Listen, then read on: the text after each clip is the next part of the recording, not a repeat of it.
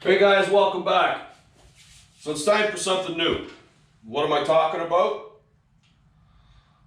So the season's over now, and I'm going to need to do my best to entertain you guys for the next couple of months.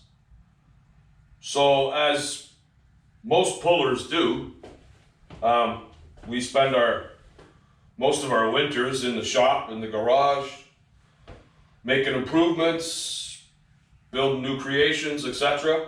I hate the snow. I don't really have any winter hobbies to speak of. That's what I spend my winters doing. So it's time to build a new mod, and I'm going to take you guys along with me as I do that. This will be the 5th bike engine mod that I built, and this time I'm going to build it out of mostly aluminum chassis, aluminum frame.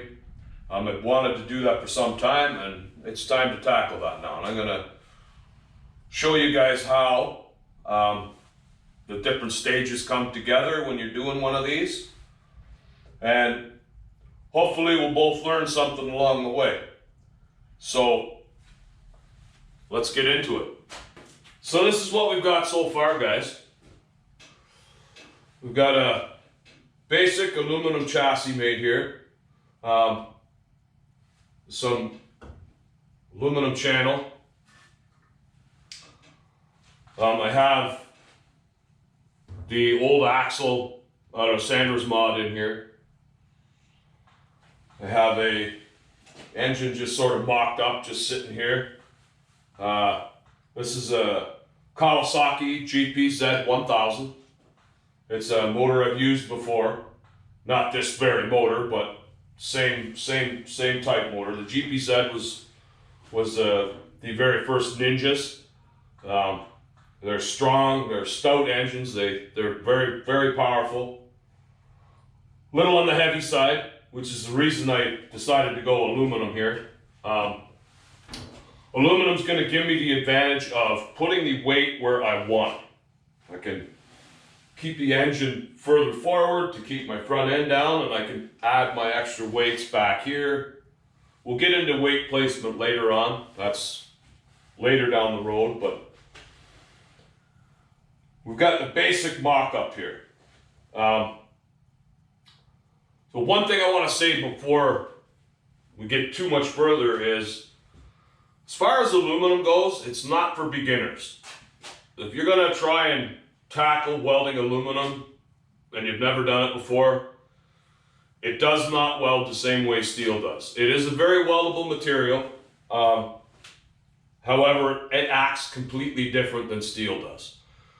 So just be aware of that. If you're going to try and tackle it, you want to do some research, maybe get some help from someone who knows what they're doing. It can be a little frustrating if you don't have a little bit of training from someone who knows what they're doing.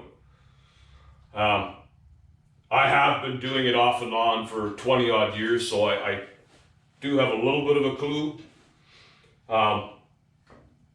But you can build this, you can pretend you're going to build this out of steel. I've built many out of steel and they work just fine. It's just, being that this engine is fairly heavy and I'm fairly heavy, I want to keep the rest of it as light as possible so that I can put weights where I want them, not where, I just have to go with what it is. I'd like to be able to put weights where I want.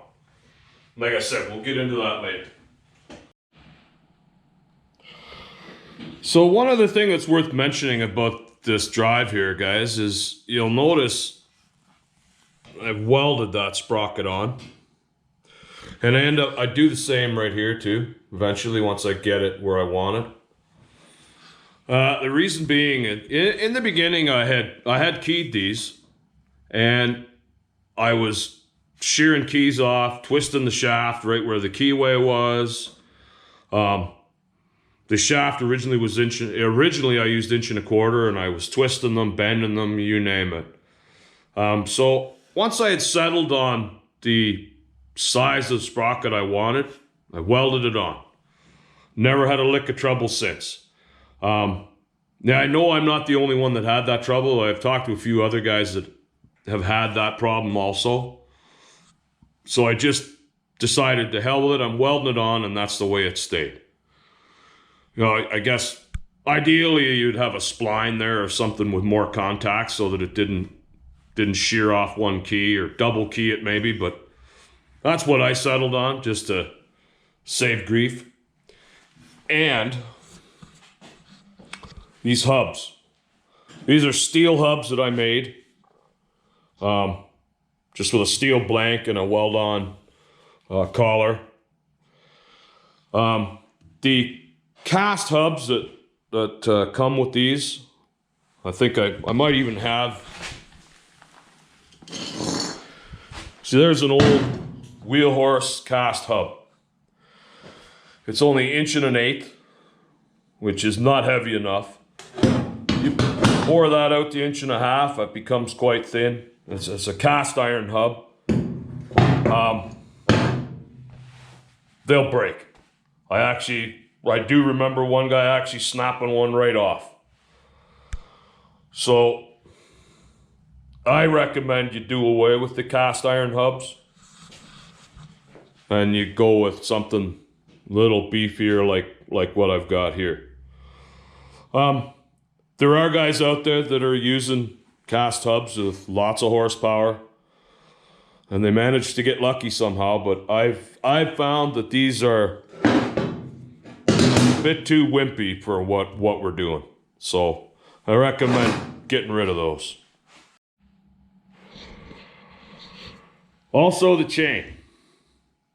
Originally I started with number 50 chain, and I broke it several times. In some of the heavier classes where the sled's really heavy on a tight track where you really bite hard, you will break number 50 chain. I did it several times.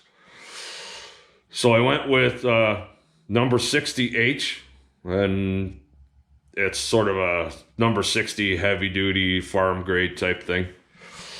Ever since I've gone with that combination, I've never broken it since. So that's another thing to consider.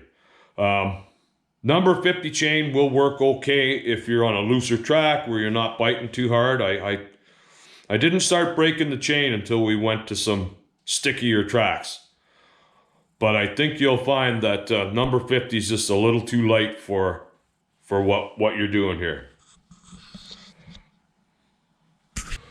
So moving on here, I think my next stage is going to be to get this engine mounted. Get it fixed here where we want it, roughly in this area here. That way I can build off of that. It's going to depend on what kind of engine, what size of engine you're using, where you're going to put it. So I'm going to get that mounted next, and then we can move on. We can get the rad mounted, we can figure out where the steering column's going to go, etc. All right, guys, so stay tuned. We're gonna move on. Talk to you soon.